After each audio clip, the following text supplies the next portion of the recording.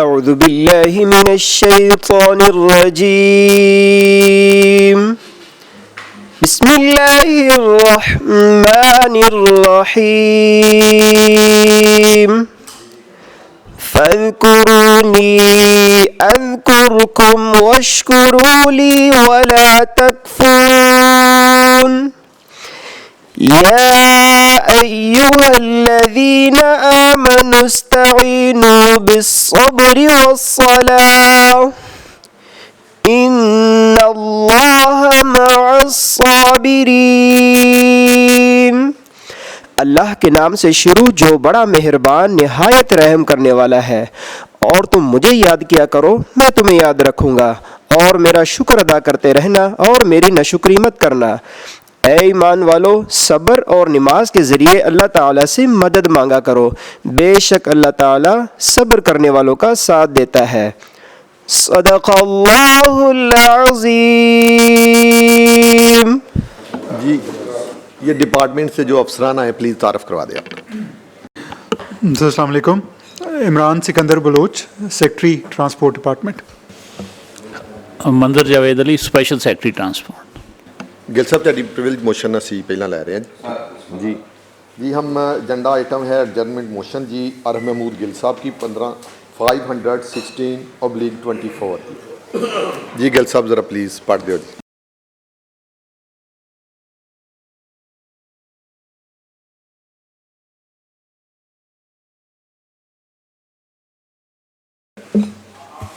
बिस्मिल्लाहिर्रहमानिर्रहीम। मैं ये तरीक़ पेश करता हूँ कि अहमियत आमा रखने वाले एक आम और फौरी नौयत के मसले को ज़ेर बहस लाने के लिए असम्बली की कार्रवाई को मुअत्तल किया जाए। मामला यह है कि सोशल मीडिया इलेक्ट्रॉनिक मीडिया पर चलने वाली खबरों के मुताबिक फैसलाबाद महकमा ट्रांसपोर्ट के ज़ेर एहतमाम चलने वाली बस स्टैंड करप्शन का अमा बन गए। ज़िम्मेदारान ने आँखें बंद कर ली हैं। सरकारी खजाने को करोड़ों रुपए का नुकसान। अहलकारों ने दोनों हाथों से लूट मार शुरू कर दी। बस स्टैंड का इंचार्ज डॉन बन गया। तफसीलात के मुताबिक फैसलाबाद में 2 बस स्टैंड में, जिनमें से रोज़ाना हज़ारों गाड़ियाँ मुल्क के दीगर शहरों की तरफ रवाना होती हैं, महकमे की तरफ से मुसाफिरों की सहूलत के नाम पर सबका अड्डा GTS पर एक बी क्लास बस स्टैंड कैम किया गया था। बाद पहले से कॉरपोरेशन के ज़ेर एहतमाम चलने वाली C क्लास बस स्टैंड को भी B क्लास का दर्जा कर अपने कंट्रोल में ले लिया गया। महकमे के कवानीन के मुताबिक इन B क्लास बस स्टैंड को पब्लिक ट्रांसपोर्ट प्राइवेट पार्टनरशिप के तहत चलाना होता है। इन बस स्टैंड को सरकारी मुलाजमीन के ज़रिए नहीं चलाया जा सकता और ना ही इस पर सरकारी मुलाजमी रखे जा सकते हैं, लेकिन महकमे के मकामी एहलकारों की ट्रांसपोर्ट माफिया के साथ मिलकर कानून की धज्जियाँ उड़ाते हुए इन स्टैंड के इंतज़ाम पर प्राइवेट या फ़र्द के हवाले करने की बजाय सरकारी और प्राइवेट मुलाजमीन के ज़रिए चलाना शुरू कर दिया है। इन बस स्टैंड से हासिल होने वाले करोड़ों रुपए की आमदन में से कुछ हिस्सा सरकारी खजाने में जमा करवा कर बकिया करोड़ों रुपए से अपनी जेबें भरनी शुरू कर दी हैं। मुसाफिरों को भी सहूलत फराहम नहीं की जा रही। ट्रांसपोर्ट माफिया और महकमे के मकामी एहलकारों मिलकर दोनों हाथों से सरकारी खजाने और मुसाफिरों को लूट रहे हैं। इस सूरत हाल से फैसलाबाद की अवाम और शोबे ट्रांसपोर्ट में वाबस्ता कानून पर अमल दरामद करने वाले अफराद में शदीद परेशानी और पाया जाता है कि मेरी तरीक़ को समझ। हाँ जी जी सर। सर बिस्मिल्लाहिर्रहमानिर्रहीम। सर मैं जवाब पढ़ दूं या वैसे? सर ऑनरेबल MPA साहब ने सर जो इशू उठाया है हमारे लिए सर इनकी ऑब्जर्वेशन बहुत वैलिड है। इसमें सर जो इस वक्त इंतज़ामी मामलात हैं वो ये हैं कि ये दोनों जो बस स्टैंड्स हैं इसमें सेक्रेटरी रीजनल ट्रांसपोर्ट अथॉरिटी और डिप्टी कमिश्नर साहब उसके एडमिनिस्ट्रेटर हैं, और इन दोनों बस जो स्टैंड्स हैं इनके अपने अपने अकाउंट हैं, और ये दोनों अकाउंट्स जो हैं ये डिप्टी कमिश्नर साहब और सेक्रेटरी RTA जो हैं वो मुश्तरका दस्तखत से चलाते हैं और इसका सालाना सरकार के कवायद के हिसाब से ऑडिट होता है। अगर मेंबर साहब ऑनरेबल मेंबर साहब कोई स्पेसिफ़िक बात हमें बताएं पॉइंट आउट करें तो हम उसके लिए इंक्वायरी और हर फोरम पे उसको प्रूव करने के लिए तैयार हैं, और to the satisfaction of this forum sir. ये जो पहला एलिगेशन है जो पॉइंट रेज़ किया सर, उसमें ये हमारी तरफ से रिस्पॉन्स है। सर ਇਹ 'ਚ ਮੈਂ ਕੋ ਦੋ ਚਾਰ ਚੀਜ਼ਾਂ ਪੁੱਛੀਆਂ ਸੀ। मैं फिर फैसलाबाद में कितने बी क्लास स्टैंड मंजूरशुदा हैं, इन स्टैंडों को चलाने का इख्तियार किसको हासिल है, इन स्टैंडों में कितने सरकारी मुलाजमीन काम कर रहे हैं और इनके महकमा जात क्या क्या हैं। मैं बेसिकली सिर्फ एक पॉइंट वाली साइड पर आवागा जी। मैं सिर्फ इन्होंने पूछना चाहता कि रूल 253 और 258 की कहता जी सैक्टर साहब। 253 पहला पढ़ लो, फिर 258 पढ़ के दसो की कहते ना। तो इस वक्त खोलना पड़ेगा, नहीं online pass sir copy upload कर लें, अपने मोबाइल पे करें और पढ़ दें। क्या ये अड्डा सरकारी बंदा चला सकता है? ओपन बिडिंग के तहत, ओपन बिडिंग के तहत होगा ना। नहीं बेटे, बिडिंग नहीं है। सरकारी बंदा साल में 18 स्कीम का चला रहा है ना, जो चला ही नहीं सकता सरकार का बंदा। यहाँ कितनी इनकम होती तो लुट मार है तो भाई नहीं सर सब नहीं, फैसलाबाद इतने कम हो रहे हैं। अगर मैं यहाँ पे बात खोलूंगा ना तो बात निकलेगी तो बहुत दूर तक लग जाएगी। बाकी डिस्ट्रिक्ट में भी ऐसे ही हो। नहीं बाकी डिस्ट्रिक्ट में कोई वंड के खाते इतने को कागज है, एक बंदा सिंगल। जब से अड्डा बना है तब से एक बंदा अल्लाह भी प्यारा हो गया नहीं, पर वो कागज अजे भी हो रहा गिल से पहले इस पॉइंट पे आ जाइए ना कि वंड के खान दा या ऑडिट कराना बाकी हिस्सा है ना, जो पहले आए पहले जाए, यही है ना सर, असूल तो यही है ना, पहले आए उसमें से पहले चले नहीं, सिर्फ एक बंदा उस पर कंट्रोल। ये आपको कंफर्म है कि वो सरकारी बंदा जो चला रहा है विद एविडेंसेस? सर रूल 253 तो बताता है कि स्टैंड्स किस तरीके से बनेंगे, बी क्लास, सी क्लास, डी क्लास। जो सर 258 है जिसका जिक्र कर रहे हैं वो ये है कि इसकी जो मैनेजमेंट है आगे वो मुख्तलिफ प्राइवेट सेक्टर के लोगों को दी जाएगी और वो कंडीशंस को पूरा करेंगे तो उनका कॉन्ट्रैक्ट आगे सर चलेगा। हमारा सर इसमें यही जवाब है कि ज़िले भर में जितने भी बी क्लास स्टैंड हैं वो 253 और 258 के तहत ही चल रहे हैं और आरटीए ने रूल नंबर 258 के तहत मुआहदे किए हैं और जिस कंपनी के साथ मुआहदे करते हैं वो पाबंद हैं तमाम शराइत को पूरा करने के, और अगर कोई कंपनी शराइत पूरा नहीं करती तो उससे मुआहदा ख़त्म और मनसूख करने का आरटीए के पास इख्तियार है। ये जो अड्डा है ये कंपनी चला रही है कि सरकारी बंदा चला सर एडमिनिस्ट्रेटर तो सरकार ही होगी, सरकार सर एडमिनिस्ट्रेटर मुकर्रर करती है और आगे फिर ऑपरेटर के तौर पे प्राइवेट ऑपरेटर को हायर करते हैं। इसमें मेरी बात सुने, इसमें जो सरकार है वो भी बेबस है और इसमें जो इसको खा रहा है वो 1 रुपया जमा करा रहा है, बाकी सब पैसे खा रहे हैं। अब जब से अड्डा बना है इसकी कितनी इनकम आई है? सर ये अब स्पेसिफिक क्योंकि सवाल नहीं था तो हम इनकम दे देते, प्रोवाइड कर देते। सब ये तो एक फैक्ट इसकी है, ऑडिटेड, अगर आप इनकम को कहेंगे तो इनकम को तो हम आपको बता आपको देंगे, नेक्स्ट मीटिंग में देंगे या ऑडिटेड आप स्टेटमेंट दे देते हैं। ये अड्डा वो तो पता करके बताएंगे कि इनकम का तो इनकम में तो फ्रेश है। आप किस तरह अड्डा ये देते, किस तरह देते हैं? इसकी सरकारी बंदे को देते हैं या प्राइवेट बंदे को इसका ठेका होता है? सर इसका एडमिनिस्ट्रेटर सरकारी बंदा होता है जो कि सेक्रेटरी आरटीए है। इसके अकाउंट्स 2 अफसरान हैंडल करते हैं जो कि डिप्टी कमिश्नर और सेक्रेटरी आरटीए हैं और वो तमाम अकाउंट्स ऑडिट करके जो भी हमारा सरकार का तरीकाकार है उसके तहत उसकी ऑडिटेड स्टेटमेंट देने के सर पाबंद हैं। अगर फोरम आप कहेंगे तो हम वो दे देते हैं। टेंडर सर, टेंडर तो फिर आगे जो ट्रांसपोर्टर्स हैं उनका टेंडर, उनको हम काम देते हैं और जो मुख्तलिफ सर्विसेज हैं किसी को मसलन पानी देने का, टॉयलेट्स का, बाकी मैनेजमेंट के हम छोटे छोटे कॉन्ट्रैक्ट्स करते हैं। किसके पास है सर? अब सर वो तफसीलात मैं प्रोवाइड कर देता हूँ, आज ही कर देते हैं। आप सेक्शन तफसील ले लें। जी सर। थोड़ी देर बाद बाकी हम काम कर लेते हैं। कितनी देर में आप तफसील?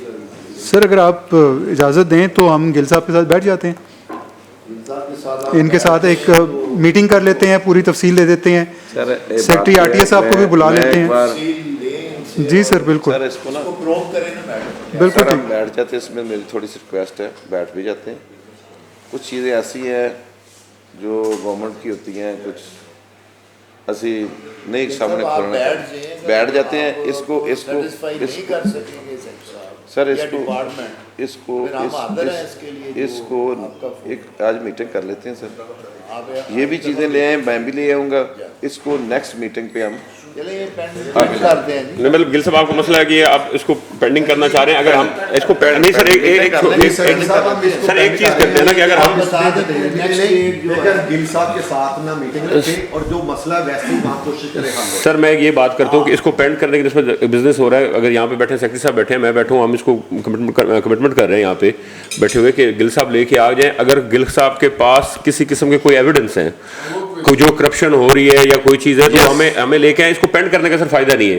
हम नहीं, एक चीज़ करते हैं सर, अगर ये लेके आ जाएं जो इनके हम यहाँ पे इंश्योर कर रहे हैं इस फॉरम के ऊपर, मैं बैठ के इंश्योर कर रहा हूँ, सेक्रेटरी साहब बैठे इंश्योर कर रहे हैं। अगर इन्होंने किसी चीज़ को पॉइंट आउट करते हैं, करप्शन हो रहा है, कोई मुलव्वस है, उसके खिलाफ कमेटी बना के हम इंक्वायरी करेंगे और जो भी उन चीज़ों में मुलव्वस होगा उसको इंशाल्लाह सजा दी जाएगी।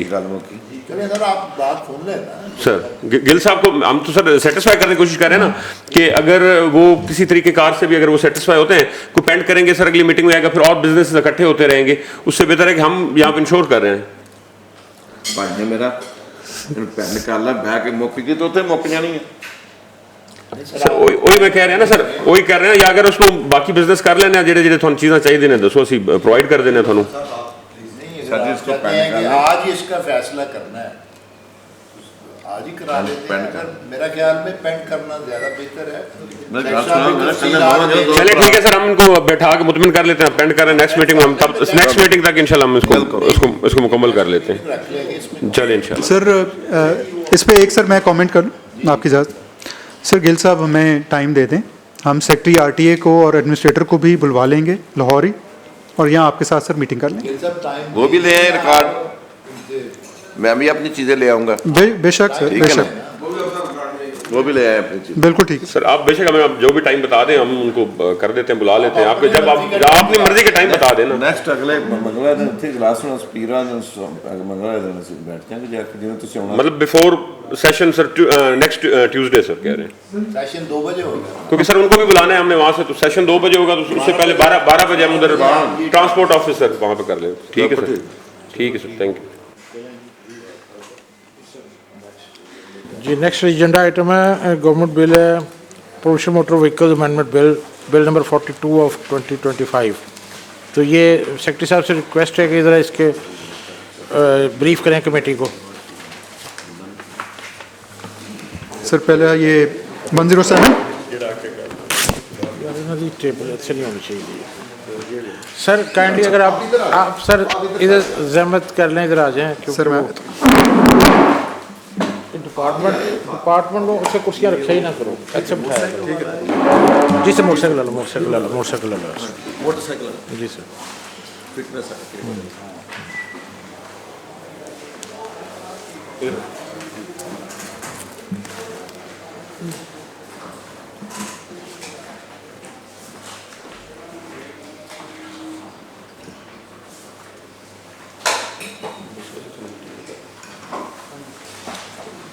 बड़ी गल है, मैं तो शरीर सारे दावत खावांगा रोटी।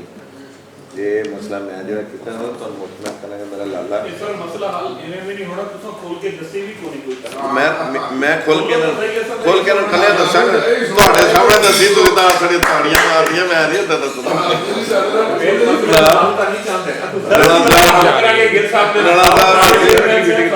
ठीक है जैद ਸਾਡੇ ਸਾਹਮਣੇ ਤੁਹਾਨੂੰ ਸਭ ਨੂੰ ਪਤਾ गल खुलेगी सामने खुलेगी सर इंशाल्लाह अगले ट्यूसडे तो बाद गिल साहब दसणगे कि मैं मुतमिन। जे थोड़ा बहुता तो पर्दा प्या तो प्या माइक ऑफ कर ले, लाइव जा रही है। चलो सर। सर आपकी इजाज़त से पहले सर मैं इसका थोड़ा सा बैकग्राउंड दे दूं, फिर मैं लॉ पे आता हूँ। सर बुनियादी तौर पे हमारे मोटर व्हीकल ऑर्डिनेंस में सेक्शन 39 के तहत जितनी भी गाड़ियाँ कमर्शियली चलती हैं उनकी फ़िटनेस ज़रूरी है, और व्हीकल फ़िटनेस सर्टिफिकेट के लिए हमने 36 अजला में 36 सेंटर बनाए हुए हैं जिनको हम विक्स सेंटर कहते हैं। और वो आउटसोर्स किए हुए हैं प्राइवेट सेक्टर को। सर 2021 में क्योंकि ये स्मॉग और बाकी इश्यूज जब बहुत ज़्यादा बढ़ गए, 2021 में इसमें एक अमेंडमेंट की गई और मोटर कार्स को भी ऐड किया गया कि हर मोटर कार का भी एक इंस्पेक्शन का रजीम होगा। अब सर रीसेंट अमेंडमेंट ये है, क्योंकि अगर आप सिर्फ लाहौर का ही देख लें तो हमारा जो AQI है वो पिछले साल एक दफ़ा 1200 पे भी गया, और सिर्फ लाहौर शहर के अंदर 2 व्हीलर 3 व्हीलर जो हैं ख़ास तौर पे मोटरसाइकिल सर वो 5 मिलियन है, 50 लाख पूरे पंजाब में सर 2.4 करोड़ यानी 24 मिलियन, जिसमें से 10 लाख गाड़ियां हैं कमर्शियल, 24 लाख कारें और 2 करोड़ के करीब मोटरसाइकिल और 2 व्हीलर 3 व्हीलर। अब सर हुकूमत ये चाहती है कि ये जितने भी 2 व्हीलर हैं मोटरसाइकिल, इनको भी किसी इंस्पेक्शन का पाबंद बनाया जाए। इसलिए सर हम ये प्रपोज़ कर रहे हैं कि जो सेक्शन 39A है उसमें जहाँ जहाँ लफ्ज़ कार लिखा हुआ है फ़िटनेस के लिए, वहाँ सर हम मोटरसाइकिल को भी शामिल करें, और 1 साल जो मोटरसाइकिल पुराना हो जाएगा उसकी फिर फिटनेस करेंगे सर। इसके लिए हम एक मोटरसाइकिल के साथ चिंची रिक्शा सारे 3 व्हीलर रिक्शा भी शामिल है, क्योंकि सर सबसे ज़्यादा जो इमिशन है ना वो मोटरसाइकिल की है। तो इसके लिए हम एक निज़ाम भी सर लेकर आ रहे हैं जिसमें साल में एक दफ़ा इंस्पेक्शन 1000 रुपये 1200 रुपये में वो उस मोटरसाइकिल की हो जाएगी, उसको एक फ़िटनेस का सर्टिफिकेट मिल जाएगा, वो फिर पूरा साल चला सकेगा। ये हमारी सर अमेंडमेंट हम प्रपोज़ कर रहे हैं। जो इसकी डेफिनेशंस हैं उसमें भी सर शेड्यूल में भी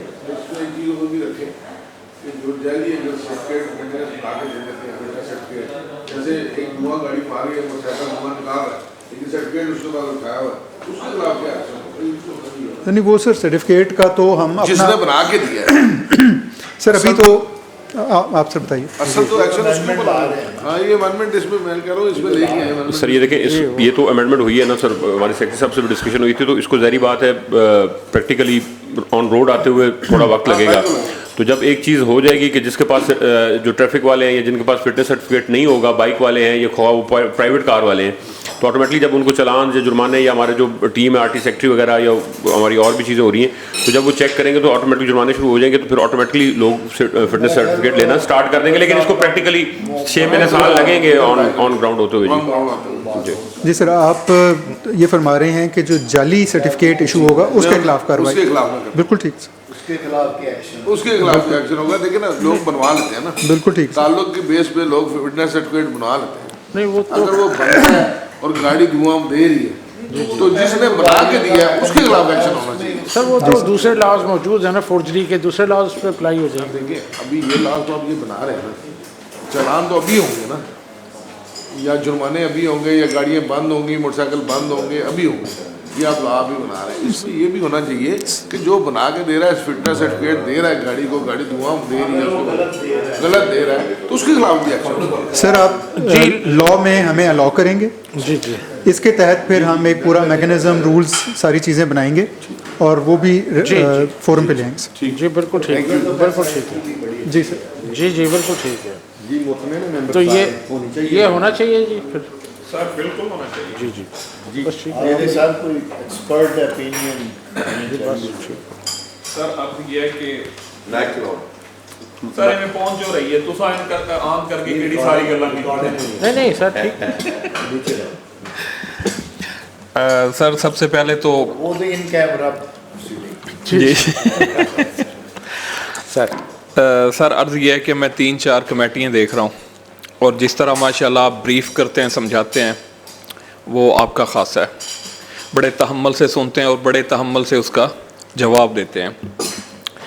सर ये जो आप स्टेप उठाने जा रहे हैं बिल्कुल होना चाहिए और इससे ज़ाहिर बात है हमारा ही फ़ायदा है, पंजाब का फ़ायदा है। और जिस तरह जो हालात चले थे स्मोक के या जो दूसरा धुआं, ये मसाइल चल रहे हैं, तो इस चीज़ में बड़ी कमी आएगी और ये आइंदा हमारे लिए बड़ी ख़तरनाक चीज़ आ रही है। मेरे इससे सर 2-3 अलग सवाल थे और शायद जो गिल साहब के सवाल जो इन्होंने आज पेश किए उनके साथ ही हैं। मैं सर बेसिकली ट्रांसपोर्टर हूँ। हमें अभी तक ये नहीं पता मुल्तान डी क्लास हमारा कई जो पंजाब के या पूरे पाकिस्तान के जो सर ये हमारे एयरपोर्ट हैं सर, उनसे अच्छा है हमारा मुल्तान का सर जो बना हुआ है सर टर्मिनल, ठीक है जी। लेकिन सर आप वहाँ पे गाड़ियाँ देखें ना होने के बराबर हैं। वजह क्या है सर? हर कंपनी ने बाहर एक कनाल लेके, दो कनाल लेके अलग से, वो केस सर शायद आपके पास भी आया हुआ है कि हाई कोर्ट ने आपके पास रेफर कर रखा है। हमें वो आप उस पे बता दें कि आया आपने वो ख़त्म करने हैं या वो चलने देने हैं। अगर आप ख़त्म करने जा रहे हैं सर तो फिर हम भी बाहर नहीं लेते। अगर आप उन्हें ख़त्म नहीं कर रहे सर तो हमें भी बाहर उतनी जगह लेके उस तरह से हमें ये काम करना पड़ेगा। मैं सर गारंटी करता हूं कि हमारे एयरपोर्ट जहां पे पाकिस्तान के एयरपोर्ट से हमारा मुल्तान का टर्मिनल अच्छा है, वहाँ तमाम सहूलियात हैं, लेकिन सर वो आप जाके देखें आबाद ना होने के बराबर है। वहाँ अगर मेरा सर मुझे अलाट कर रखा है, आपने एक अड्डा अलाट कर रखा है सर, तो मैंने बाहर भी लिया हुआ है ताकि सवारी बाहर आए उसको वो अंदर ना आए। तो सर आप हमें पॉलिसी बता दें, क्या आप उन्हें रियायत दे रहे हैं या ख़त्म कर रहे हैं, ताकि हम उसी पॉलिसी के मुताबिक चलें। सर बिल ते तो असा अप्रीशिएट कर दिता है, बिल ते तो असा फौरी हामी बिल तो अप्रूव हो गया ना सर, बिल ते तो सारा सा हामी भर दी है, पास हो गया ना सर। सर जी मुझे भी इनके साथ टाइम दे दे सर, मंगल वाले दिन 12 बजे सारे आ गए सर। बिल तो सर हमने स्टार्ट में कहा है वो होना चाहिए। जी जी जी सर नहीं सर, मैंने तो स्टार्ट में कहा बड़े अच्छे तरीके से सुनते हैं और समझाने का तरीका बड़ा माशाल्लाह अच्छा है जी। लेकिन गिल साहब कह रहे हैं तुसी भी प्राइवेट ही मीटिंग कर लो। जी ये नेक्स्ट बिल है, बिल नंबर 43। ये भी प्रोमोशनल मोटर व्हीकल में अमेंडमेंट है। एक तो ज़रा उससे पहले ये भी थोड़ा एक्सप्लेन ये कर दीजिए, ये दो बिल सेम डे इंट्रोड्यूस हुए हैं प्रोमोशनल मोटर व्हीकल में। बेहतर ये होता कि इसे कंबाइंड बिल की शक्ल में ले आते जी, लेकिन आप सर इसमें फरमाइए। सर इसका जो बैकग्राउंड है वो है sir axle load. Axle load का सर मसला ये है कि पंजाब भर में 86,000 किलोमीटर की सड़कें हैं, और जब हम गाड़ियों पे जो लोड है वो जो एक्सल का एक डिज़ाइन है, जब उसको हम नहीं फॉलो करते तो हर साल हम 300 साढ़े 300 अरब रुपए लगाते हैं सड़कों की दोबारा बनाने में सर। और अब सूरत हाल सर ये हो गई है कि सड़क बनती है और साथ ही एक्सल लोड की वजह से क्रशिंग स्टार्ट हो जाती है। जी सर, और कुछ हमारा जो सर कुछ ऐसे इलाके हैं जहाँ पे ये एक्सल लोड की सूरत हाल बहुत तशवीशनाक है। मिसाल के तौर पे सर जो क्रश आता है सरगोदा से, चनियोट से सर, डेरा गाजी खान में, अटक में जो बाकी सूबों से आता है वो, उसकी वजह से सर हम गवर्नमेंट ने इसको रिव्यू किया कि हमारा जो कानून है वो एक्सल लोड की वायलेशन को कैसे डिस्करेज करता है। उसमें सर जब कानून को देखा तो आप देखें कि 100 रुपये जुर्माना, हर दफ़ा रिपीट करेगा तो फिर जुर्माना। तो हम जो अरबों रुपए की इन्वेस्टमेंट ज़ाया कर रहे हैं उसको सर सीरियस बनाने के लिए गवर्नमेंट ने मुख्तलिफ इक़दाम किए हैं, जो सर इससे हट के मैं बताना चाहता हूँ। पहला तो हमने ये किया है कि 47 सड़कें सूबे भर में नोटिफाई की हैं एक्सल लोड कॉरिडोर। वहाँ पे हाईवे पेट्रोलिंग पुलिस को मैंडेट दिया है, उनको वे स्टेशंस लगा कर दिए हैं। 2400 कंडे जो हैं वो हमने रजिस्टर करके उनको ऐप दिए हैं। तो अब सर हम आज ये प्रपोज़ल लेकर आए हैं कि जो एक्सल लोड की वायलेशन है उसमें नंबर 1 सर हम जुर्माने का रेट बढ़ाएं। नंबर 2 सर रिपीट होने की शक्ल में ना सिर्फ जुर्माना बल्कि सज़ा भी प्रिस्क्राइब की है, लीगल एक्शन मिले। अब हमारे पास सर डेटाबेस है। आज भी हमने सुबह मीटिंग की है मिनिस्टर C&W, मिनिस्टर ट्रांसपोर्ट, हमने उनको दिखाया है कि ये गाड़ियाँ जो रिपीट कर रही हैं 90 दफ़ा एक महीने में रिपीट ऑफेंडर हैं। तो उनके लिए सर हमने ये प्रपोज़ किया है कि हमें जो 107 के तहत इनका फ़र्स्ट टाइम जो ऑफेंस है सर उसमें भी जुर्माना बढ़ाने की इजाज़त दी जाए, और अगर रिपीट ऑफेंड करते हैं तो फिर उसके तहत सर 1 माह की सज़ा या दोनों सर वो शामिल हों। ये सर इसमें 107 की अमेंडमेंट है सर। सर जुर्माने हमने जी सर सर जुर्माना हमने ना एक्सेल के हिसाब से सर किया कि जो गाड़ियाँ 2 एक्सेल वाली हैं अगर पहली दफ़ा करती हैं और 10% तक वेट उनका ज़्यादा है तो सर 2,000 रुपये जुर्माना है। अगर 10 से 30% तक एडिट उनका ओवर वेट है तो 5,000 है, और अगर 30% से ज़्यादा है तो 7,000 है। वही गाड़ी सर अगर दूसरी दफ़ा रिपीट ऑफेंड करती है 30% से ज़्यादा वाली को तो 14,000 रुपये जुर्माना है सर। डबल है सर, और फिर 1 माह की सज़ा है। सर ड्राइवर को है, ड्राइवर जिम्मेदार है सर। ड्राइवर को भी होनी चाहिए, गाड़ी भी बंद होनी चाहिए। जी सर, गाड़ी तो बंद भी होती है, उसको अनलोड भी कराते हैं और जो उसका माल है वो फिर ज़ाया करते हैं। और इसमें एक चीज़ और रखनी चाहिए कि जो ओवर लोडेड गाड़ियाँ हैं जैसे इनके ड्राइवर्स हैं, अगर 1 दफ़ा या 2 दफ़ा वो नहीं करते इनके लाइसेंस को कैंसिल किया जाए। बिल्कुल ठीक है सर, वो लाइसेंस के रूल्स ऐसी हरकत ना हो। इसको अमेंड कर सख्त थोड़ा सा ताकि इनके लाइसेंस कैंसिल होंगे तो ये खुद इम्प्लीमेंट करेंगे दोबारा। सर इसमें अगर कहते हैं जो अभी तक ये जो प्रपोज्ड है ना सर, आगे उस पर कमेटी का डिसीजन होता है। अगर उसमें कुछ चीज़ अमेंडमेंट करना चाहती है या उसमें इस बिल को बेहतरी करने के लिए तो आप अपने सजेशन दे सकते हैं। देखिए जुर्माना भी है लेकिन लाइसेंस देखो दुनिया में आप चले जाए ना बाहर, 1 दफ़ा गलती करते हैं, 2 दफ़ा करते हैं, तीसरी दफ़ा आपका लाइसेंस वो कैंसिल कर देते हैं। हाँ एग्जैक्टली, दोबारा वो साल 1.5 साल के लिए ना आपका लाइसेंस कैंसिल होता है, उसके बाद आपने दोबारा वो प्रैक्टिस होती है करके फिर लाइसेंस देते हैं, आपको लाइसेंस ही नहीं मिलता भाई। इसी तरह ये पाकिस्तान के अंदर भी यही चीज़ें होनी चाहिए, इम्प्लीमेंट नहीं। इसमें सर हम क्लॉज डाल सकते हैं कि अगर तीसरी दफ़ा से जब चौथी दफ़ा हो, 3 दफ़ा यहाँ तक और चौथी दफ़ा हो तो ड्राइवर का लाइसेंस कैंसिल या रजिस्ट्रेशन कैंसिल करके मनसूख की जाएगी। सर क्योंकि सर बिल्कुल होना चाहिए लाइसेंस के, लेकिन रूल्स अलग हैं, हम फिर उन रूल्स में अमेंडमेंट प्रपोज कर देते हैं। जी सर, उसमें फिर ये लेकिन जब तक ड्राइवर को आप पाबंद नहीं करेंगे तक गाड़ी का कसूर तो नहीं है ओवरलोड होना, करता तो ड्राइवर है ना या मालिक करता है। बिल्कुल तो सर, जब तक आप उसका लाइसेंस कैंसिल नहीं करेंगे आप तब तक ये चीज़ें नहीं हो सकती। बिल्कुल सर कर देंगे। और ये इशू बहुत इम्पोर्टेंट पहले हाउस में उठा था, देखिए तो मोटरवे एक पे सारे इम्प्लीमेंट हो रहा है, सब कर रहे जी। हैं, लेकिन वही आप जीटी रोड पे आते हैं वो इम्प्लीमेंट ही नहीं होता, परवाह नहीं उनको। इस पर स्पीकर साहब ने एक कमेटी भी बनाई थी, हमारी स्पेशल कमेटी 3 है, जिसके माइंस एंड मिनरल के जो मिनिस्टर हैं उसके हेड हैं, उसको कन्वीनर उसके वो हैं, और मिनिस्टर CNW भी उसके मेंबर हैं वो जी। ये उसी वाले से है, उसमें एक्सेल रोड के वाले से स्पेशल कमेटी बनी है। ये इतना इंपॉर्टेंट इशू है तो ये रजिस्ट्रेशन से काफ़ी मसला हल हो जाएगा इसका।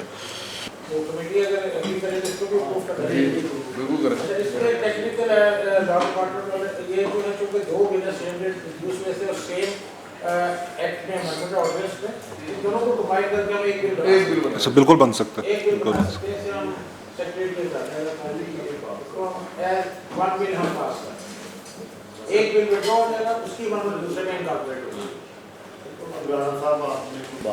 जी सर।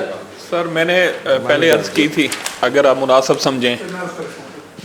सर आपने बिल्कुल सही फरमाया, जो मुल्तान का हमारा टर्मिनल है जी, वो पंजाब के शायद सबसे अच्छे टर्मिनल्स बिल्कुल ऐसे। और उसमें सर अभी कमिश्नर मुल्तान के साथ बैठ के एक हमने स्कीम बनाई है कि हम उसको आबाद करने के लिए जो बाहर स्टैंड हैं उनको अंदर लेकर आएँ। ठीक और है। हमने कमिश्नर मुल्तान को नेस्पाक की सर्विसेज भी दी हैं कि सारे टर्मिनल को रीडिज़ाइन करें, और जो बाहर के अड्डे हैं उनको अंदर लाने के लिए अगर कोई स्पेस या कोई नई चीज़ करनी है तो वो करें। 2 इश्यूज़ ना सर मुल्तान के चल रहे हैं, एक तो ये है कि हम टर्मिनल को रीडिज़ाइन करना चाहते हैं और बाहर के अड्डों को अंदर लेकर आना चाहते हैं। ठीक है। दूसरा सर कुछ अड्डे हैं जिनको हमने सील किया हुआ है जो कि उस रोड पे हैं, लेकिन उनको सील करने की वजह मुख्तलिफ है, क्योंकि वहाँ एक सुई गैस की सर पाइपलाइन गुजर रही है। बिल्कुल ऐसे। और उस पाइपलाइन में सुई सदरन ने हमें लिख कर दिया था कि ये डेंजरस है और इसकी जहाँ ऊपर से गाड़ियाँ गुजरती हैं तो हमारी ज़िम्मेदारी नहीं है। 2019 में एक हादसा हो चुका है मुल्तान में इस तरह का, वो केस मेरे पास इस वक्त हियरिंग में है और वो आखिरी स्टेजेस पे है। कुछ पार्टी 3-4 उसमें ट्रांसपोर्टर हैं, एक क्योंकि जेल में है तो उनके कमेंट्स नहीं आए थे, तो उसको मैं अगले 10-15 दिन में फ़ाइनल कर दूँगा। सर मेरा आपने ठीक समझाया सर। मैं अभी मुझे एक बात समझ नहीं आई सर, अगर आप फरमा रहे हैं कि आप उनको अंदर ले जाएंगे, जैसे लाहौर रूट है सर, अंदर से निकल रही है। मैं मिसाल देता हूँ, पाकिस्तान की सबसे अच्छी ट्रांसपोर्ट फैसल मूवर है। फैसल मूवर को आप वहाँ पे टर्मिनल मिला हुआ है सर अंदर, वहाँ से उनकी गाड़ी शो पीस में खड़ी है सर, लेकिन सवारी उठाएगी वो कहाँ पे सर जाके? अपने टर्मिनल से। तो मेरा कहने का मतलब ये है सर, क्या आप उन्हें बंद करने जा रहे हैं या आप रियायत करेंगे सबको कि ठीक है एक अंदर और एक बाहर? सब ट्रांसपोर्टर सर इस तरह से चल रहे हैं। सर इसका ना अम्ब्रेला जवाब नहीं है, क्योंकि हर एक को अलग अलग वक्त में लाइसेंस महकमे नहीं दिए हुए हैं। ठीक है जी। जो डी क्लास जिसको हम कहते हैं, हम लाइसेंस कैंसिल करते हैं या अगर उसने अपनी कंडीशंस ना पूरी की हों, या कोई गवर्नमेंट की एक ऐसी कोई बड़ी स्कीम आ जाए जिसकी वायलेशन हो रही हो। लेकिन मैं इस फोरम पे क्योंकि ये कमिटमेंट नहीं देना चाहता, फिर ना हो तो फिर शर्मिंदगी होती है, लेकिन चाहते हम सर यही हैं कि हमारे जो अपने टर्मिनल हैं वो आबाद हों सर, और हम बाकियों को रेगुलेट करें। सर, जिस तरह से एक टर्मिनल है वहाँ पे आपने एक फासला रखा हुआ है कि यहाँ से 2 किलोमीटर के अंदर कोई मजीद डी क्लास या बी क्लास या सी क्लास नहीं बनेगा। सर अगर वो उसके अंदर आ रहे हैं तो क्या वो ख़त्म होंगे? वो तो सर आपका कानून कह रहा है कि वो नहीं बन सकता। अगर कानून के तहत कोई भी वायलेशन है तो उस पर हम एक्शन लेंगे। ठीक है जी। यानी कि अगर हम देख लेते हैं, अगर आपने फासला लिखा हुआ है 3 किलोमीटर या 2 किलोमीटर, अगर उसके अंदर वो टर्मिनल आ रहे हैं तो आप वो ख़त्म करेंगे? सर एज पर लॉ चलेंगे। ठीक है सर, थैंक यू। पिंडी के अंदर भी इसी तरह ही है ना, जैसे एक गड्ढे फैदाबाद बने हुए हैं, दूसरे पीरदाई बने हुए हैं, तीसरे जाके 26 नंबर पे बने हुए हैं। सर ये लाहौर पे है, ये जिना टर्मिनल जो ठोकर पे है, इसके सामने अड्डे हैं। हमने ईद से पहले इनको सील किया था, फिर कोई रिलीफ उनको मिल गया, लेकिन हम उनको भी अंदर लेकर जा रहे हैं। सर अगर अंदर चले जाएं सर, उसका पंजाब हुकूमत को इतना फायदा बहुत ज़्यादा बेनिफिट है, बेनिफिट बहुत ज़्यादा उसमें। और जो बाहर हम अपनी मर्जी से किराए ले रहे हैं, वहाँ आप हमें पाबंद नहीं कर रहे सर। अंदर जो गाड़ी आ जाएगी सर, वहाँ किराया लिखा हुआ है, आपने 1400 लेना है, 1700 लेना है। ये सवारी के लिए बड़ी सहूलत है सर। अब एक अंदर जा रहा है सर गाड़ी वाला, फिर वो बाहर आके उसने आधा घंटा लगाना है, दोबारा खड़ा होता है। अंदर काम नहीं चल रहा सर। एक वकील था ना, हमने पूछा यार क्या है, कहता वकील। मैंने कहा यार काम तो नहीं ठीक चलता होगा। आगे जी छोटा माखी भी नाल रखा हुआ है। तो सर अंदर सवारी नहीं है, वो बाहर से उन्होंने अपना एक अलग सिस्टम सेटअप चला रखा है। अंदर वीराना है सर, बाहर सारे चल रहे हैं, बाहर सारे सर नोट छाप रहे हैं और कारोबार जमा रहे हैं, जिसका हुकूमत को फायदा नहीं है सर। और जो गिल साहब फरमा रहे थे इसी तरह का वहाँ सर, अब आप वहाँ अड्डा ले रहे हैं सर, बहुत नॉर्मल। अब एक दुकान का सर, एक दुकान है सर, वो होगी 20 बाई 40 की, वो 5 लाख रुपया सर महाना रेंट दे रहा है। अड्डा बनाया हुआ, बाहर अड्डा बना रखा है सर। हमें बस इतना पता चल जाए कि सबके लिए छूट है, ये सब अंदर आ रहे हैं, फिर हम उस लाए अमल से, उस प्लानिंग के साथ हम वो चला लेंगे सर। कानून सबके लिए बराबर, अगर कहीं इम्प्लीमेंटेशन में कमजोरी है तो उसको हम बेहतर कर देते हैं। ठीक है सर, थैंक यू। इसमें पिंडी को भी बीच में रखिएगा, जरा देखिएगा। बड़ी गल है, जबरदस्त गल है। जे फैसला बात और मसला हल हो गया, हाथ ही लैके उन्होंने कुछ चाहिए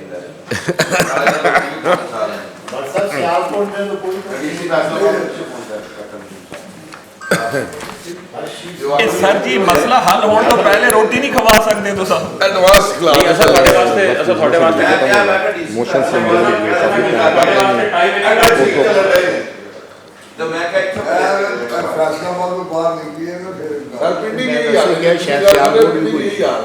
जी, इसके बाद थी हमारे पास जी अमजद अली जवेद साहब की एडजर्नमेंट मोशन 34/25, जिसको हम पेंड करते हैं मुल्क की रिक्वेस्ट पे, और इसके साथ मीटिंग क्लोज होती है। जी प्लीज सर।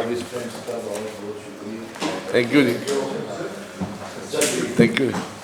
सब हमारे मेंबर राणा साहब और गिल साहब का मुख्य प्रयास है, ठीक है और कोशिश करें सर। अगर हम आपको हमने यहाँ पे देखी थी यार, गिल साहब की प्रायोरिटी को मद्देनजर रखते हुए उन्होंने 12 बजे का टाइम देखी। जी जी जी मैं पिंडी से आती हूँ और अक्सर जो है ना ये रोड्स के ऊपर, चाहे जीटी रोड हो चाहे मोटरवे हो, ये जो ट्रक्स चलते हैं, मुझे ये पता करने की कोई टाइमिंग वगैरह हुई है। हमारे पिंडी में तो पहले ये होता था कि 8 बजे के बाद जो है इनकी टाइमिंग होती थी कि ये रोड से, और लेकिन अब मैंने अक्सर देखा है कि कोई टाइमिंग मुकर्रर नहीं होती।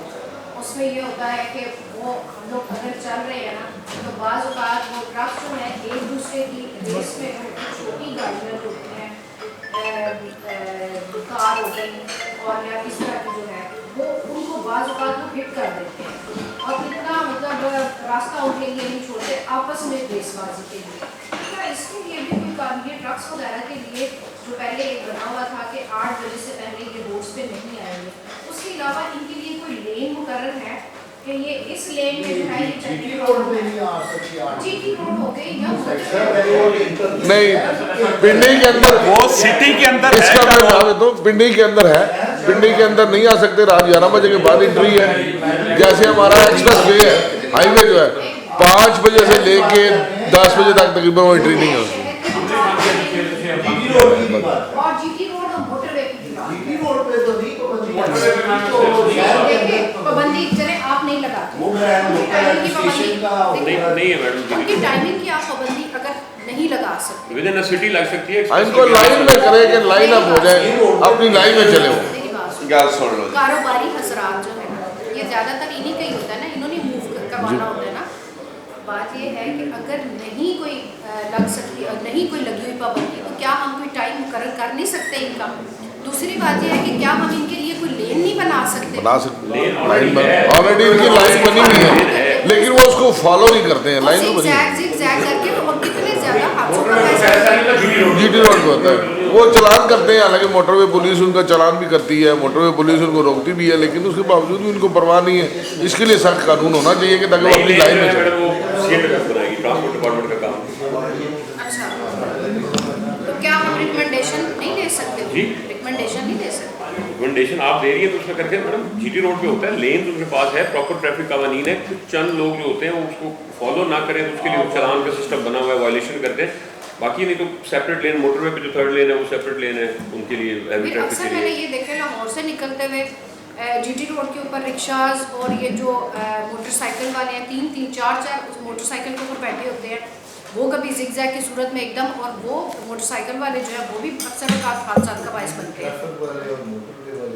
ये वही ट्रैफिक वाले, ये ट्रांसपोर्ट सर ट्रैफिक की जिम्मेदारी ट्रैफिक की जिम्मेदारी ट्रांसपोर्ट की, तो फिटनेस सर्टिफिकेट्स हैं, एक्सल लोड है जिसमें एडमिट करने जा रहे हैं, उसके ऊपर फाइन वगैरह है। बाकी ये रैश ड्राइविंग, ये वो चीज़ें वो तो चेयरमैन साहब ਸਾਨੂੰ ਇੱਕ ਤੁਹਾਡੇ ਨਾਲ ਗਿਲਾ ਹੈ ਸਰ, ਕਰ ਸਕਦੇ हैं जी। इतने बड़े बड़े असा मानते हैं कि असा अपोजिशन दे एमपी हैं, साढ़े तो चीनी बहुत दूर रखी है। मैं कन्योर से और तो पीपू गए हैं सर। गाँव है, घर है, मैं ट्रैवल करता हूँ, सबसे खतरनाक वो है। नहीं सर, इसका जवाब तुसा दोगे या सैकटरी साहब देंगे? माफी भी चाहते हैं, चीनी खाने उड़ के छुपाओगे ना। मैं कह सारा सब मनते हैं, सब अपोजिशन दे एमपी हैं, लेकिन चीनी बहुत दूर रखी है। ਇੱਥੇ ਰੱਖੋ, ਪੱਕਾ ਮਾਰੋ। सर ਅਸੀਂ ਸਾਨੂੰ ਆਪਣਾ ਚੇਅਰਮੈਨ ਸਾਹਿਬ ਦੇ ਪੋਜੀਸ਼ਨ ਦੇ ਤੋਂ ਚੀਨੀ ਸਰ ਅਗਰ ਕਿਲੋ ਨਾਲ ਰਖਾਵਾਂਗੇ। बल्कि साढ़े हाल ज्यादा रखा करो, असा में जरा टुरदा ही जाइए। वैसे सर रखनी अपोजिशन वाली साइड की चाहिए क्योंकि फिलहाल इन्होंने बिठा दिया। मैं तो यही कह रहा, मेरा भी तो मौका सर यही है, इन्होंने सारी चौक के गिल साहब वगैरह रख दी। सर चीनी जहाँ भी रखे ठंडी ठंडी हवा इधर आनी चाहिए। हालांकि गिल साहब चीनी के शौकीन भी कोने।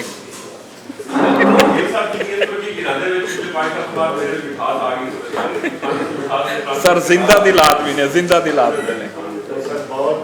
सर बहुत शुक्रिया सर। सर आप हमें कोई दिन दे दें, हम आपके ठीक है, ठीक है।